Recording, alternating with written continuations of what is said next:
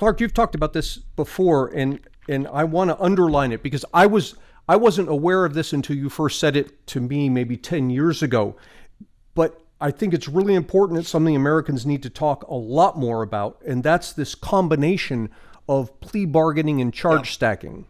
Well, it's so charge stacking is a term that's used to describe when prosecutors come up with creative ways to increase a defendant's exposure by charging them either with multiple crimes for the same act or a more serious crime than the conduct really merits. I'll give you an example. If you were to go into a store and grab a pair of, shoes or a game or something like that, you're running out of the store and you kind of put your hand on the security guard's chest to move him out of the way of the door so you can get through it.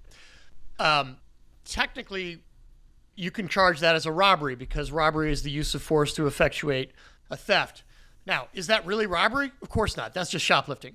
But a creative prosecutor could increase your exposure from whatever shoplifting would be, probably a few months, 6 months at most, I would guess, in most jurisdictions, to robbery. Now you're looking at something more like 5 or 10 years.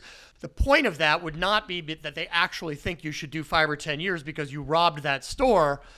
They are just trying to increase the strength of their hand when the inevitable plea offer comes. And charge stacking is just the tip of the iceberg. There's countless different ways that prosecutors have to exert leverage on defendants to plead guilty, which is, again, why more than 95% of criminal convictions in our system, meaning both state and federal systems, come from guilty pleas instead of jury trials. And I think there's no more, disturbing and damning statistic in all of our criminal justice system than that one, because if you think that a guilty plea is 100% assurance that someone was in fact guilty, I've got a stack of exonerations I can show you that show that that's wrong. And that's a pretty terrifying thing when prosecutors have enough power to do that. Okay, so to underline this, whether it's through charge stacking or something else, we've got a situation where the DA is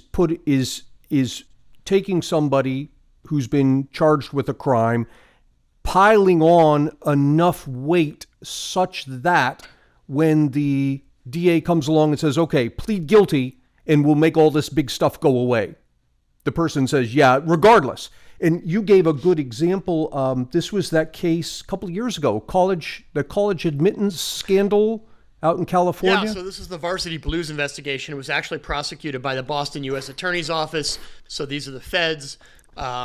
Many people will be familiar with this. There was a variety of Hollywood celebrities and East Coast lawyers and investment bankers that undertook various efforts to get their kids into colleges that they would not have gotten into otherwise. At one end of the spectrum, you had people who literally hired a ringer to come in and take the SAT fraudulently for their kid. At the other end of the spectrum, you just had people who cut an unusually large check to the sailing team and then had their kid, manipulate their resume to make it sound like they actually, qualified to be on the sailing team. There were about 4 dozen criminal prosecutions that arose out of that, 54, I believe, criminal prosecutions.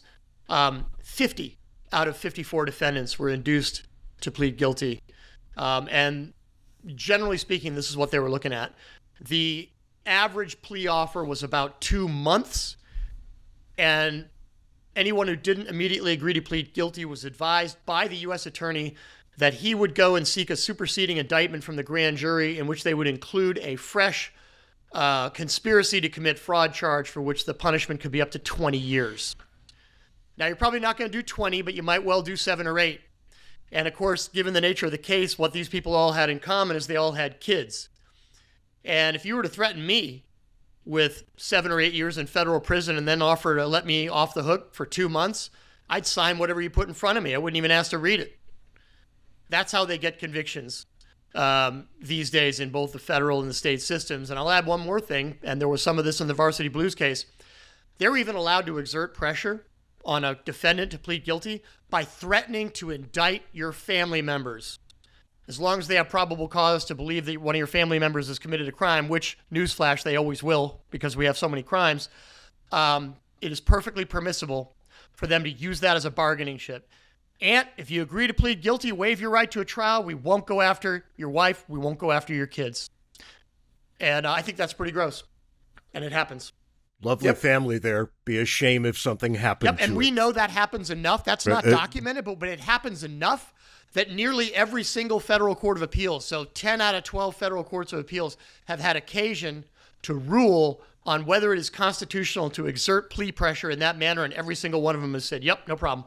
Words and Numbers is part of the CiVL network. CiVL is a streaming platform dedicated to upgrading civilization by exploring better ways for people to organize, innovate, and thrive. At CiVL, we believe that societies flourish when their members honor the civic equality of all people and engage with one another through cooperation. CiVL seeks great minds from around the world to share bold ideas for fostering healthy, dynamic societies. By creating space for honest disagreement among people who share a commitment to building a better future, CiVL offers a refreshing alternative to divisive punditry and insular echo chambers. Words and Numbers is freely available, but those who subscribe to CiVL will access exclusive content, including regular live streams and conversations with remarkable people who are working to build a better society. For more information and to subscribe, visit CiVL.com. That's CiVL.com. Use the code Words and Numbers, that's one word, for 50% off an annual subscription.